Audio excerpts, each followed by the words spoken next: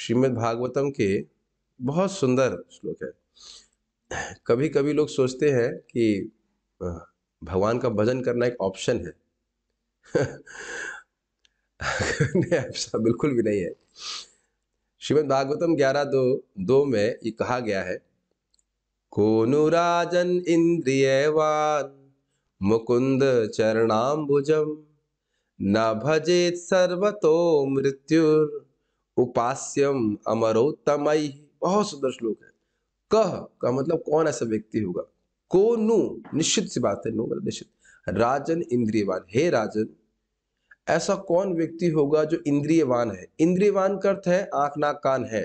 ध्यान दीजिएगा कि इंद्रियां तो सबके पास है, बंदर के भी पास है, पक्षी के भी पास है, लेकिन यहाँ इंद्रियवान का अर्थ है कि मनुष्य शरीर में जिसके पास ये इंद्रियां दी हैं भगवान ने, वो मुकुंद चरणाम्बुजम, भगवान श्री कृष्ण, भगवान विष्णु कृष्ण मुकुंद जो मुक्ति प्रदान करने वाले हैं, उनके चरणाम्बुज अर्थात उनके चरण कमलों को न भजेता। आप देख रहे हैं, इसको इंग्लिश में रिटोरिकल क्वेश्चन कहते हैं, जिसका उत्तर बड़ा ऑब्वियस है।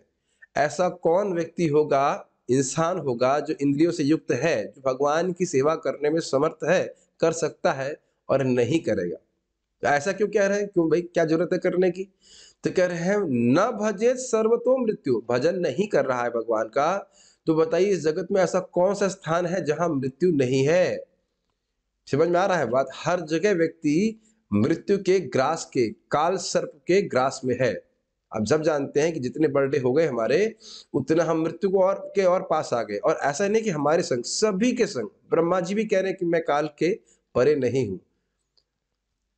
तो कह रहे हैं आगे, कहते हैं उपास्यम अमरोत्तमई, जो अमरों में भी उत्तम है, शिव जी, ब्रह्मा जी, वह भी, उनके द्वारा भी भगवान उपास्य हैं। तो जो अब सर्वथा म्रियमाण है, जो कभी भी मर सकता है, तो उसके लिए तो कितने उपास्य होने चाहिए। समझ में आ रहा है।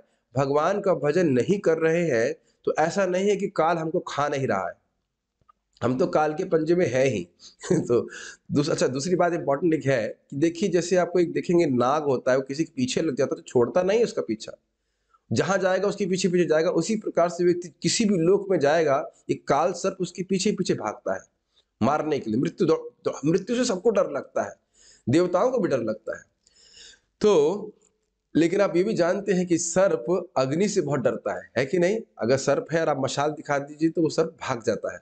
उसी प्रकार से जब कोई व्यक्ति भगवान का नाम उच्चारण करता है, भगवान की भक्ति करता है, तो वह व्यक्ति उस काल सर्प के भाव से बच जाता है।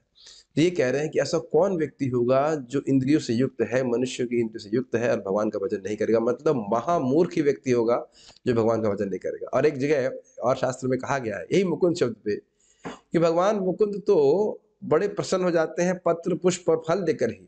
बहुत सिंपल तरह से भजन होता है उनका, कोई बहुत मेहनत नहीं लगती, बहुत पैसे नहीं लगते, और उसे बड़े आसानी से अपने भक्तों को मुक्त कर देते हैं। तो बताइए, मुक्ति के लिए अलग से प्रयास करने की क्या आवश्यकता है। नरसिंह पुराण को कोट करते हुए श्रीला विश्वनाथ चक्रवर्ती ठाकुर कहते, तो समझ लीजिए, हम यदि भगवान की भक्ति कर रहे हैं तो उसमें कोई संदेह नहीं है कि हम मुक्त हैं। मुक्त है, होंगे नहीं बोल रहा हूं, मुक्त है। जैसे ही आप जप करने का संकल्प लेते हो तो मुक्त है, जप करने की तो बात छोड़िए आप।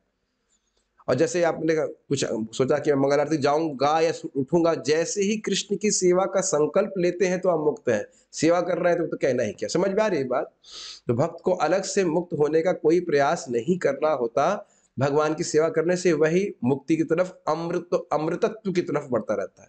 तो यदि हम वाकई, ध्यान से सुनिए, या वाकई हम कभी भी नहीं मरना चाहते हैं, हमेशा भक्ति मतलब स्वस्थ रहना चाहते हैं, स्वस्थ मतलब ऐसा शरीर प्राप्त चाहते हैं जिसमें कभी कोई बीमारी नहीं है, कोई मृत्यु नहीं हो, तो कृष्ण का भजन करना चाहिए। और आप जानते हैं कृष्ण का भजन करने में कितने आसानी से होता है। हरे कृष्णा कृष्णा कृष्णा हरे हरे, हरे राम राम राम हरे हरे। और ये सब श्लोक सुन करके हमारा बहुत उत्साह होना चाहिए। हमें लगे कैसा भी, लेकिन हमको जब उत्साह से करना है। Okay, let's stand now. Hare Krishna.